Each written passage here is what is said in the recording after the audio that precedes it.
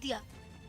चरणजीत सिंह चन्नी के मुख्यमंत्री पद की शपथ लेने के करीब एक हफ्ते बाद पंजाब में कैबिनेट का दोबारा विस्तार किया गया और इस बार 15 विधायकों को मंत्री पद की शपथ दिलाई गई। हालांकि कैप्टन अमरिंदर सिंह की कैबिनेट का हिस्सा रहे 5 मंत्रियों की इस बार छुट्टी कर दी गई और उनके जगह 6 नए चेहरों को मौका दिया गया, जिनमें रणदीप नाभा, राजकुमार वेरका और परगट सिंह शामिल हैं।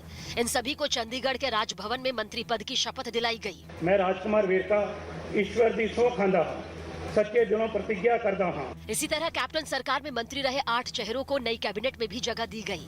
इनमें ब्रह्म मोहिंद्रा, मनप्रीत बादल और तृप्त राजेंद्र बाजवा भी शामिल हैं। मैं तृप्त राजेंद्र सिंह बाजवा ईश्वर की सौंह चुकता हूं। पंजाब के इस कैबिनेट विस्तार ने किसी को जश्न मनाने का मौका दिया तो कोई आलाकमान से अपनी नाराजगी जताता दिखा। जश्न की तस्वीरें सामने आई लगातार दूसरी बार मंत्री बनने वाले भारत भूषण आशु के घर से, जहां लोग खुशी से झूमते नजर आए और जमकर आतिशबाजी भी की। लेकिन कैबिनेट के बाहर किए जाने पर कईयों के चेहरों पर मायूसी भी दिखी। कैप्टन सरकार में मंत्री रहे बलबीर सिंह ने आलाकमान के इस फैसले पर सवाल उठा दिए।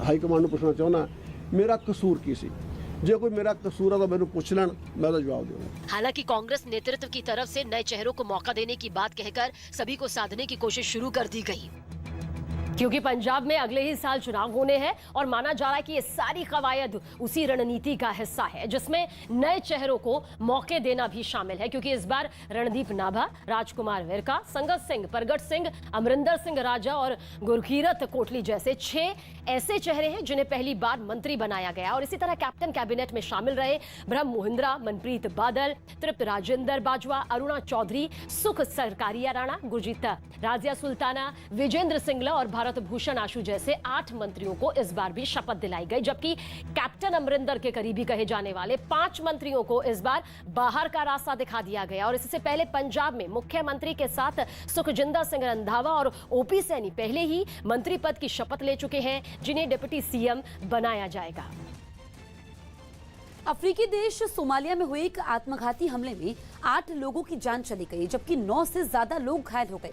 बताया गया कि हमलावर ने राजधानी मोगादिशु के एक चेक पॉइंट पर विस्फोटकों से भरी कार से टक्कर मार दी, जिसके बाद कार में धमाका हो गया। धमाका इतना जबरदस्त था कि कार के साथ साथ वहां खड़ी कई दूसरी गाड़ियों के भी परखच्चे उड़ गए।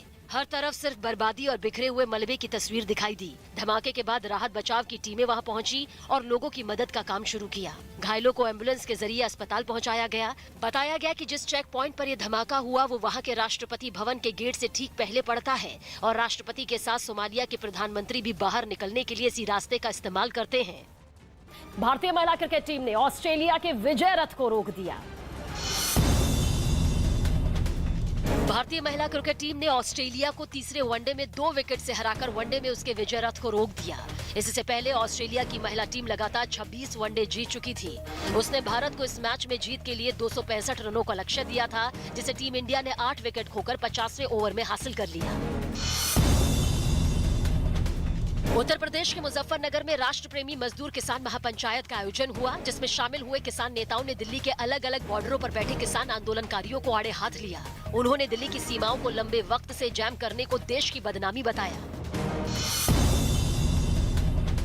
उत्तर प्रदेश के जालौन में एक मजार पर कब्जा करने को लेकर कमेटी के 2 पक्षों में विवाद इतना बढ़ गया कि उनके बीच मारपीट शुरू हो गई। यही नहीं, कुछ लोगों ने इस दौरान हवा में फायरिंग भी की, जिससे इलाके में दहशत फैल गई। इस हंगामे की खबर मिलते ही पुलिस वहां पहुंची और 12 से ज्यादा लोगों को हिरासत में लिया।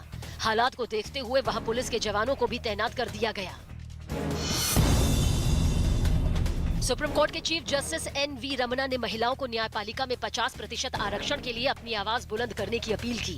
दिल्ली में सुप्रीम कोर्ट की महिला वकीलों के एक कार्यक्रम में शामिल होते हुए उन्होंने साफ किया कि महिलाओं को यह आरक्षण अधिकार के तौर पर मांगना चाहिए। पंजाब के पूर्व मुख्यमंत्री कैप्टन अमरिंदर सिंह ने चंडीगढ़ में एक पार्टी के दौरान गाना गाया। उनके मीडिया सलाहकार ने इस गाने का वीडियो ट्विटर पर शेयर किया।